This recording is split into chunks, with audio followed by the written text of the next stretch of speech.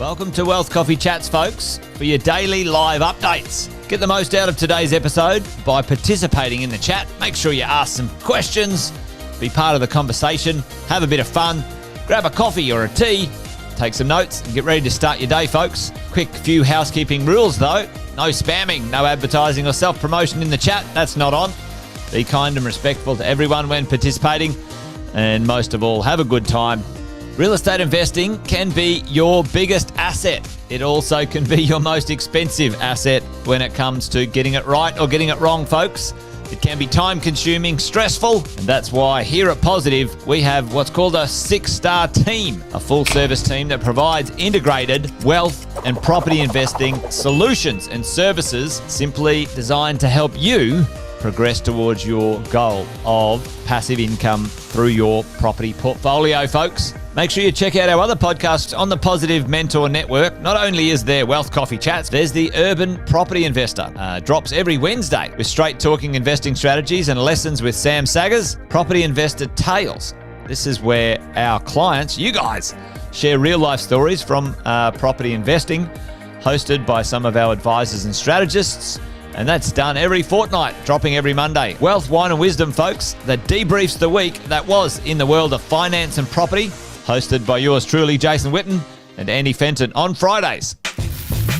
Welcome to another Wealth Coffee Chats. Marvellous Monday. Hope you're well, folks, wherever you are. If you think it's Get Rich Quick, you're in the wrong place. This is the wrong podcast. This is the wrong live for you. Welcome to another Wealth Coffee Chat. Hope you're all awesome and well.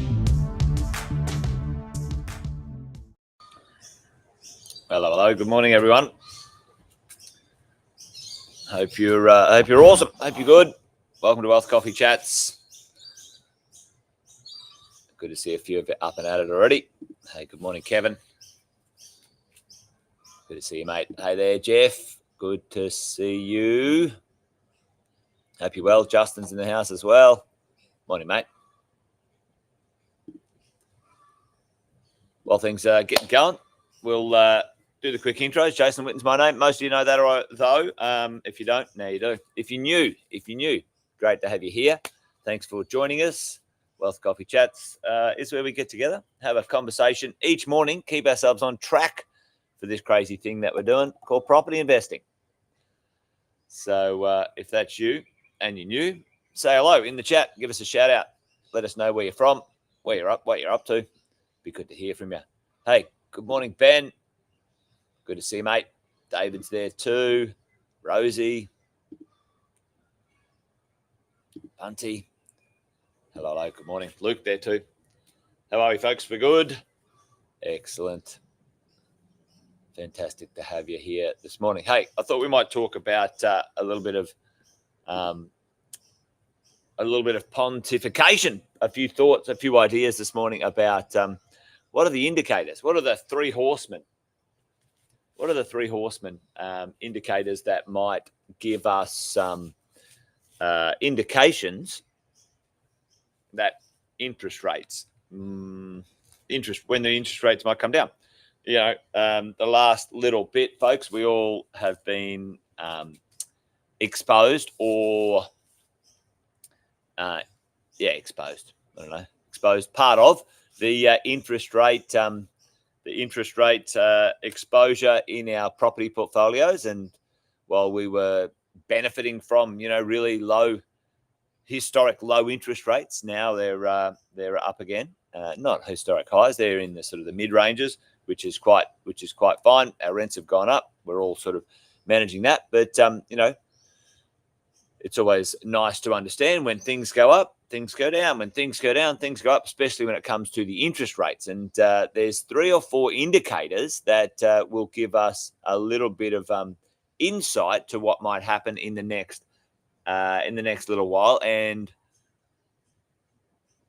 the timing, the time frame, expectations from markets and aggregation of opinions of other professionals, which might give us a bit of encouragement of some interest rate relief soon enough, which I thought we might talk about this morning. There you go. Good to see you, Brendan. Keep them moving, mate. Keep them moving. So in the chat, let me know. Hey, morning, Brad. What indicators do you see, or do you think that we would notice as property investors? We would notice in the marketplace that that might show us some indications. What indicators? What indicators out there? Indicators. I don't like the blue. Actually, I'm going to get rid of that. What indicators do you see, or do you think you might see, that would give us some idea that interest rate cuts might be around the corner, or those in the marketplace exposed to interest rate cuts, like property investors or others, might show us some things, right? Absolutely. Number one, the inflation numbers, right? So, what's the inflation number that the RBA want to get the number to? Between 2 and 3%. That's their goal. At the moment, I think it's like 3.5%, right? So it's not low enough yet. It's not low enough yet, according to the RBA. But there's other indicators. That's not the only indicator, right? So Luke's right. Okay. Number two, banks lowering fixed rates. Now, fixed rates. So why do they lower fixed rates, folks? So tell me, and specifically, does anyone know which fixed rate they're lowering right now? The fixed rate. Does anyone know which fixed rate they're lowering? It's the 3-year fixed rate. Okay. So, and then anything else? Any other little bibs and bobs? There's a third one there. There's 3 or 4 that give us a couple of ideas. Number 3, the deposit. The deposit. The term deposit. Shift that over. Term deposit returns, folks. Term deposit returns. Okay, lowering. When people invest their cash in a term deposit, 6 months, 12 months, 24 months, right? And the bank says, all right, I'll give you a return on that. I'll give you a 5% return. What's the latest term deposit numbers? It was quite high because the cash rate was quite high, right? So what happens is, if you put it in a term deposit, the bank can grab that money and use it. They can lend it on short-term, loans, and try and make a margin on it, right? So term deposits the return going down. Unemployment, certainly. So probably unemployment and inflation really at the top of the two that you've got to keep an eye on up here. Unemployment, and then lowering of fixed rates, term deposits going down, and some banking bits and pieces. Hey, there's Warwick all the way from Canberra. Hey, Warwick, good to see you, mate. Thanks for joining us. So, what's in the news, what's in the headlines? And we go, all right, well, is there any evidence of this going on? And the answer is yes, there is. Check this out. Westpac, this is this week, right? Westpac, fixed rate home loan cuts, NAB, interest rate cuts to their fixed rates, banks following. So, all right, well, tick in the box, there we go. That one is looking good, right? Fantastic. Happy with that. Fixed rate interest rates, dropping. Here we go. The banks squeezing margins, right? So banks preempt RBA move by cutting rates on term deposits. So that's already underway. So basically, those who put money, cash in the bank are getting less. Now, what happens, folks, when, and this is an interesting one because I was reading an article about this the other day. If you've got money in the bank and you're getting, let's say, 5%, it's probably less than that. And the bank cuts it and now is at 3%, right? Okay. So they cut the rate of cash going to 3%. What happens? What will happen, folks? And what's the next best defensive asset in Australia? Defensive assets in Australia. Defensive assets in Australia that will that money runs to. That's a quick question. And yeah, you're dead right. Yep, the bond market is the other one. You're right. So the 10-year bond,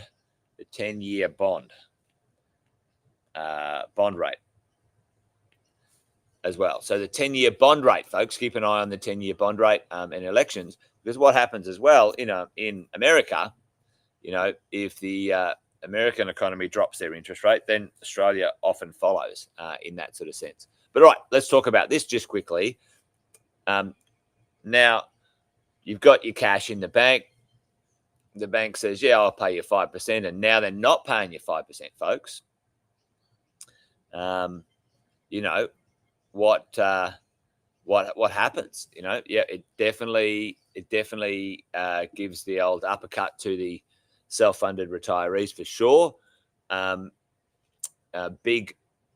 Bigger institutions like bigger investment houses, family offices, the mix of investment assets, the cash is, a high return on cash, 4 or 5 or 6% on your cash is pretty good. Now, what happens when it's low, when it's not good enough? What's going to happen? And a defensive asset, often in bigger portfolios or self-funded retirees. The boomers start screaming. You're right, Brendan. Yep, exactly. They might have to cut back on lattes or whatever they are. What happens is the money flows out of cash, out of bonds, out of those supposedly safer defensive spaces. And the next one, certainly in Australia, it goes into property. But what's the problem? What's the challenge right now we've got in Australia with property? Well, so here's the drill, right? And I'm not telling any of you guys, well, I'm not telling you, most of you know this, right? So, we've got lowest, vacancy, almost ever in Australia across the nation, right? We've got our lowest supply for 10 years, right? So lowest 10 years, lowest vacancy on average ever, lowest supply. We've got a population boom. We've got, the largest wealth shift in history underway with the boomers, largest wealth shift in history, and the population. We've got the resale rate, so the rate of second-hand property turnover has fallen, right? Fallen 40%. So that's down 40% on the second-hand market, right? So if you think about the volume of sales turnover, and let's say every year on average, there was 1 million second-hand properties sold. Now, the last 4 years, there's only been 600 sold, right? Yeah. Well, it would be, it'd be interesting, Brendan. They should be thinking about that. You're dead right, because it's all lining up. If they actually got out of the way of the property market and just supported it, they would get a lot of revenue for the government. But what they're doing is trying to basically steal from the existing property investors. That's what I reckon they're doing. They're scamming everyone. And then they're not thinking about all the ones that are missing out, that they could be getting new transactions. You're dead right. So we've got the lowest vacancy ever, lowest supply in 10 years, population boom. The largest wealth transfer in history, folks, going on right now in Australia. You know, the secondhand market is 40% down on volumes. And, you know, the only thing that's holding this back from blowing up again is the interest rates, right? Interest rates are up, you know, and all indicators show that those interest rates are going to come down, right? That's all the indicators that are there now. So, you know, we talked about a few of them today, you know, 10-year bond rates, you know, term deposit rates, 3-year fixed interest rate dropping, you know, inflation's down a bit, it's heading that way, you know, unemployment's up. So that makes the RBA happy that unemployment's up, which is a weird one, right? Which I think's quite sad in technical terms, or in real terms, but technical terms, that's what they see. But there you go, folks. You know, what's the takeaway from today's conversation? Really, at the end of the day, the interest rate cuts up to a full 1% are being priced into the market and being expected. It'll be between 1 and 1.5%. All indicators or conversations are talking about it taking between 6 and 12 months to be delivered. They've cut, and then you would see a 6 to 12 month reaction time frame from the market to see some movement in property prices and stuff like that. So the takeaway is this: from kind of now, we've got a 12-month downward cycle interest rates and then an upward cycle for property prices. It'll take the heat off. It'll take the heat off rental growth, folks. It's going to take the heat off the rent growth. Not significantly, though, because there's not a lot of supply. Just the cost is going to go down. So owners will feel less stressed about putting the rents up, by and large. That's human nature. And then, the supply chain's still buggered. So it's not going to oversupply or even slightly supply the market for at least 5 to 7 years. Anyway, there you go.